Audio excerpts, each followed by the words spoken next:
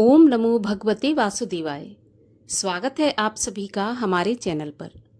आज के इस वीडियो में हम आपको बताएंगे आषाढ़ मास के शुक्ल पक्ष की एकादशी, जिसको कि हम हरिशयनी या देवशयनी एकादशी भी कहते हैं, वो कब होने वाली है, व्रत किस दिन रखा जाएगा, व्रत का पारण कब होगा, इसके बारे में हम आज के इस वीडियो में बात करने वाले हैं।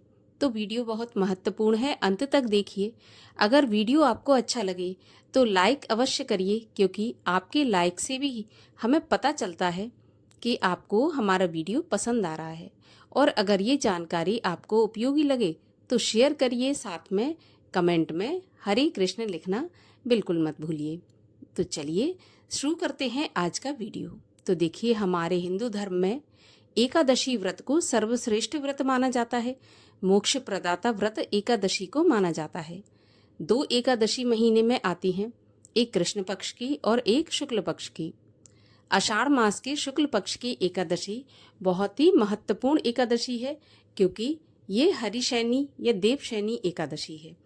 इसी दिन से भगवान विष्णु 4 महीने के लिए, जिनको कि हम चातुर्मास भी कहते हैं, योग निद्रा में चले जाते हैं और सृष्टि का कार्यभार भगवान भोलेनाथ संभालते हैं। तो 4 महीने चातुर्मास के नियमों का पालन भी किया जाता है। 4 महीने के लिए सारे शुभ काम जो होते हैं वो बंद हो जाते हैं, उन्हें नहीं करना चाहिए। जैसे कि शादी विवाह आदि है, मुंडन है, गृह प्रवेश है, इस प्रकार के कार्य भी बंद हो जाते हैं देव उठनी एकादशी तक। देव उठनी एकादशी के दिन जब भगवान विष्णु अपनी निद्रा से उठते हैं तो सभी कार्य फिर से प्रारंभ हो जाते हैं। देवशयनी एकादशी व्रत के नियम उसी प्रकार पालन किए जाते हैं जैसे कि सभी एकादशी के किए जाते हैं।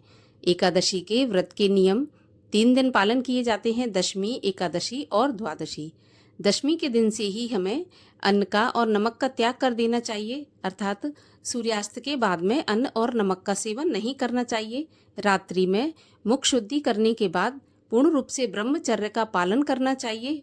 प्रातःकाल एकादशी के दिन ब्रह्म मुहूर्त में उठकर स्नान आदि से निवृत्त होने के बाद सूर्य भगवान को अर्घ्य दें। अर्घ्य देने के बाद भगवान श्री हरि विष्णु की विधि विधान से अपनी सामर्थ्य के अनुसार पूजन करें। एकादशी व्रत की कथा सुने, भगवान विष्णु की आरती करें। सारा दिन मन में ओम नमो भगवते वासुदेवाय या हरे कृष्ण मंत्र का जाप करते हुए व्रत रखें। अगर निराहार रह सकते हैं तो अच्छा है, अगर नहीं रह सकते तो फलाहार से भी व्रत रखा जा सकता है। शाम के समय एक बार फिर से संध्या वंदन करने के बाद एकादशी के व्रत में रात्रि जागरण का बहुत अधिक महत्व बताया गया है, तो हो सके तो रात्रि जागरण करें। रात्रि जागरण अगर पूरी रात नहीं कर सकते तो कम से कम आधी रात तक जागरण अवश्य करना चाहिए, भगवान का भजन कीर्तन करते हुए। इस प्रकार से एकादशी व्रत का पालन करें।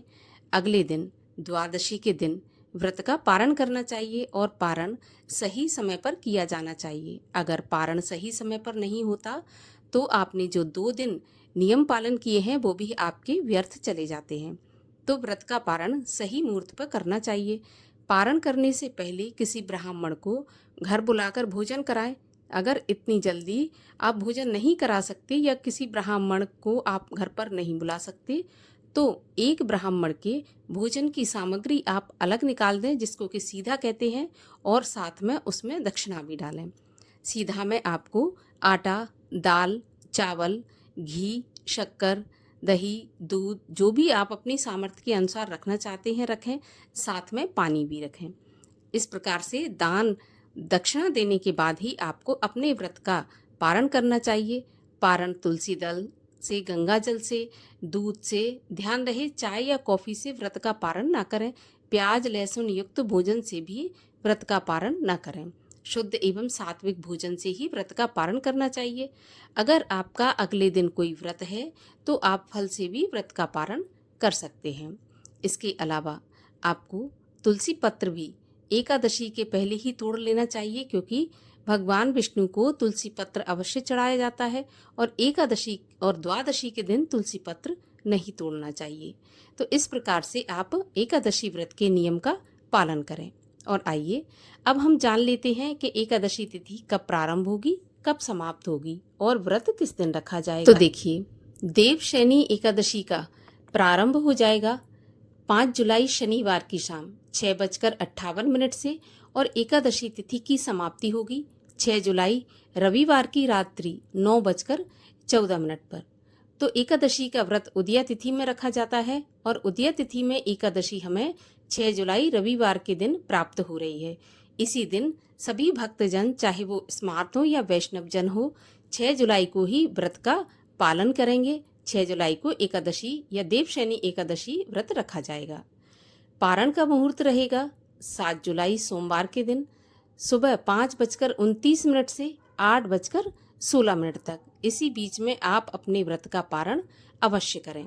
6 जुलाई के दिन राहु काल का समय रहेगा शाम को 4:30 बजे से 6 बजे तक और राहु काल के समय की गणना अशुभ समय में की जाती है। तो इस समय पर आप कोई भी पूजा पाठ या फिर कोई भी शुभ काम करने से बचें।